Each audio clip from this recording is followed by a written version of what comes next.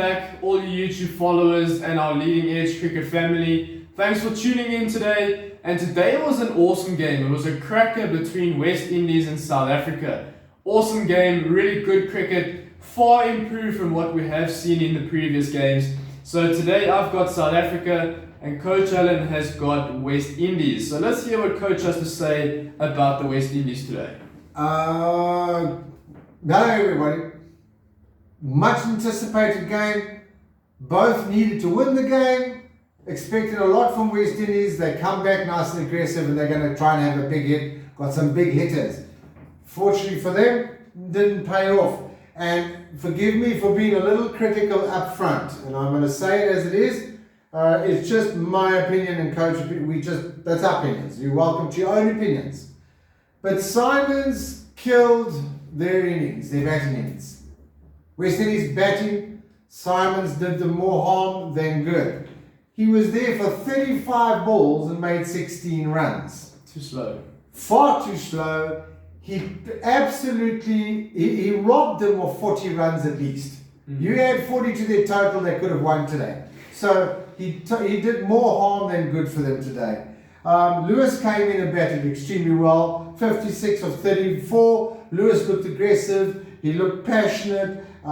He was waiting and hitting the bad ball, rotating on the good balls. So he had a great little batting innings there for me.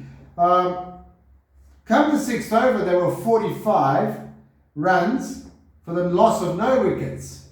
However, okay, so not bad. You sort of say to yourself, if they're there already at that point, it's going to be a 160, at the rate they were going 150, 160 kind of score. It didn't get there. Puran came in. He was looking good, great intent. He wasn't allowing the South African bowlers sort of to get on. He went deep in his crease. He was moving around. So he was trying to be a positive batsman. Unfortunately, went out 12 for 7. But still, 12 runs, 7, not the other way around. So, not bad. But by the sixth over, just to put in perspective, as a result of Simons, the West Indies had wasted 26 dot balls, of which most of them were from Simons. So that hurt. If you take 26 dot balls and singles, 26 runs, added to their score, they would have comfortably won. What we can't understand is, why would the West Indies put Simons in up front and not Chris Gale? Chris Gale had over 14,000 runs in T20s as an opener would be the logical choice so that they could actually have their best up front. I don't understand. So that to me was a bit confusing. I would have rather gone with Chris Gale up front as an opener. But it is what it is. Chris Gale and Pollard came in a little bit. They started looking very good. South Africa had a good breakthrough. They decided to pick on Shamsi, and they blitzed him a bit. But then unfortunately Chris Gale was caught, 12 for 11.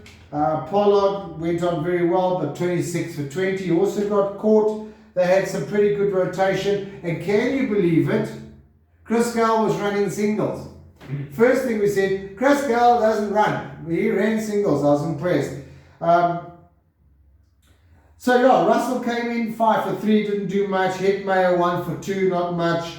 DJ Bravo 8 for 5, and Walsh caught, and Hussein not out. So here's the problem: from Pollard onwards, the knock-on effect from Simons was those batsmen had no time to get in, play in, or even get an ability to have a go. They had to walk in literally from ball one and throw batted ball, and that's very, very difficult to do. So that was the knock-on effect, in my opinion. More than that, I still think it's a great side. From a batting perspective, it just didn't fire right for them today. South African bowlers had the better of them, but I'm sure Coach Jordan will tell you more about what he says. Looking at the South African bowling today, there was patches of good bowling and then bad bowling. So Rabada started off good, but then his second over he started getting loose and started bowling wide, getting hammered a little bit. And Rassie actually dropped Evin Lewis when he was on 5. So I wouldn't say drop, but I could have made the catch. He could have made the catch. He was literally standing and watched the ball, boom, just drop right in front of him. So could have gone for the catch, but didn't. And Lewis ended up scoring how much? 56 runs. So if we got him out when we did, different total to chase, would have finished the game much earlier. But nothing wrong. It didn't hurt us too bad. Klaassen dropped Simmons when he was on 5. Didn't cost us much, but just didn't look like he picked the ball up at all, and that happens. I thought Aiden Markram was a standout bowler today, really bowling quick, 152 kilometers, easy, not a problem. And when you're bowling that kind of speed and you're hitting a good line and length, to try and get the ball away, you've got to take a big risk. And with a high risk comes great rewards, but all wickets. So not how do you play him? I mean, it's a great question. When you're hitting back of a length, how do you get him away for runs? And he's bowling fast. So well done by Markram. His figures were as follows: 1 wicket, 14 runs after 4 overs. So that just tells you great day with the ball, not giving anything away, and therefore creating a lot of pressure and wicket opportunities. The South African fielding was a little bit sloppy, not quite on the ball. David Miller, as always, is always brilliant.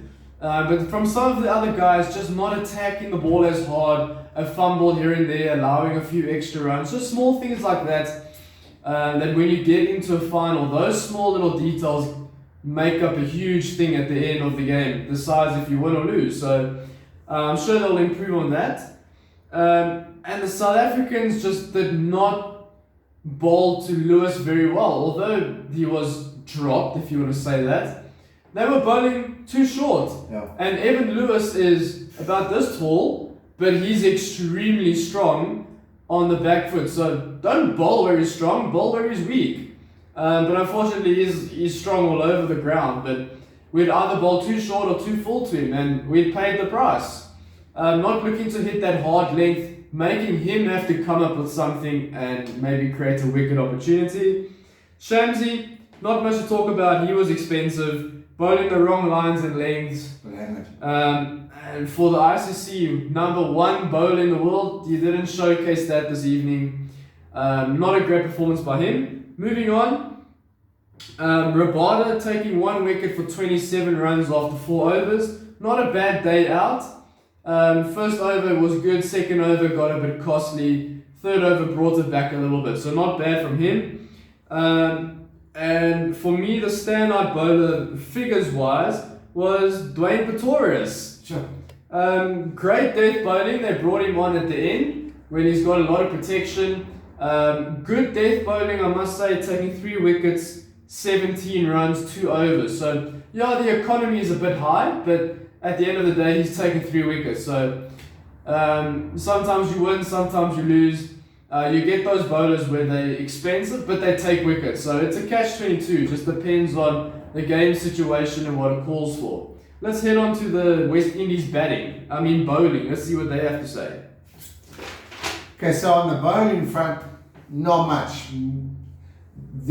Basically, I think the difference between the two sides is South Africa was going wicket to wicket, attacking hard, right 4 o'clock. Yeah, right lines and things like that. They were getting the right length. Everything they were doing right. The West Indies were just too loose. They never at any stage for me and coach maybe. Never at any stage put the South African batsman under pressure. Yeah. They never sort of was pushing it in where it was just back of a length, moving, that they had to go and fish and they were struggling and they couldn't move and they'd be trying. They just allowed too much freedom for the South Africans' arms, and they allowed them to rotate, and the fielding wasn't as what it should be, as sharp as it could be. That to me is basically, really, in a nutshell, Hussain, 1 wicket for 27 runs, economy 6.75. Welsh didn't bowl too bad. Russell, 36 runs, an economy of 10.8, no wickets. DJ Bravo, 23 runs, 5.75 economy, that was not bad. In actual fact, good. Rampal, 22 for 7.3 average. and Pollard 9 for a 9 average. So none of the West Indies bowlers sort of created any doubt. Yeah, created any doubt in the South Africans' mind. They allowed them to express themselves and they paid the price. So I think if there was a better bowling thing today from the West Indies, would have been a different game. But Coachy, from my side, that's a wrap. I don't know what you want to say, Storm. I need to still talk about the batting. Okay, you talk about the batting. The South African batting. The South African batting, did they bat? So South Africa won by 8 wickets. Desperate win. We needed to win after losing to Australia. You don't want to be playing catch up throughout the tournament. You want to set the pace. So good win for South Africa. Bavuma ran himself out. There was a suicide run. Reeza Hendricks batted very well. So some of you would have seen that Quinton isn't playing, and there's reasons behind that, which we're not going to discuss. But I think Reeza, he stepped up to the plate and actually did very well, scoring 39 runs to 29 balls. So he got on with it, and the beauty of it was the commentators were even saying about Reeza's game is that he was scoring runs all over the ground, low risk, traditional cricket shots, not doing anything fancy, and he scored 39 of 29 balls. So it just shows you that in T20 cricket, if you keep it simple, you'll be more successful. You don't have to play these big ramp shots and scoops and reverse sweeps. Just play traditional strokes, hit the ball in the gaps, and that's what he did. He utilized the power play very well, only 2 fielders outside, so very well done to him. I mean, he batted well. Very well. Looking to build partnerships, which is key. If you guys build partnerships together, then it helps the team out and it keeps the momentum going for the next batsman to come in. Rassie, also, he had a very slow innings today compared to what we normally see. He's quite an aggressive batsman, looks to get on with it. But you could see that he wasn't under pressure to score quickly. He was going at a fairly good strike rate, maybe not really for T20. Batting a bit slow, but the game situation didn't call for him to start smacking it. He played a good game. He was looking a little bit rusty, a bit slow, so he just took his time to get in. And at the end of the day, they still got South Africa over the line. And I don't know about you, Coach, but it seems like Aiden Markram has been hitting the gym very hard. I don't know if he's bench pressing 200 kilograms or bicep curl 400. The boy's got big. But he's definitely put on some size and some muscle. Yeah, some muscle, and he's hitting the ball far and hard. So his game looks like it's gone to the next level. And that's the thing, guys. Don't think that being a better cricketer is just drills. You need to be hitting the gym as well if you want to become better and stronger. Because the stronger you are, the faster you bowl, the further you can hit the ball, all that kind of stuff. This Markram had a great innings, 51 runs, 26 balls, not out. Not out is key. Rassie, 43 runs, 51 balls, not out. Very good from the South African batsman. And even though Rassie was struggling to get the ball away, he was still looking to rotate strike where he could and get Aiden on strike because Markram was taking the senior batting role and Rassie just let him flow. And South Africa won by 8 wickets, so I thought it was a great performance from South Africa compared to what we saw against Australia. Much improved, and well done to South Africa. They really had a good game today. But that's all I have to say about the game, guys. The next game, Pakistan versus New Zealand, that's going to be a cracker. Knowing how Pakistan played the other night, I'm really looking forward to seeing that game. And from Coach Allen and myself, we're signing off. We'll see you in the next game. Bye for now. Remember, subscribe, like, share, hit your notification bells, tell everybody about it. Otherwise, we can't grow the channel. Bye for now. Bye. Do you want to log off on the pinner, mate? What? The power's about to go.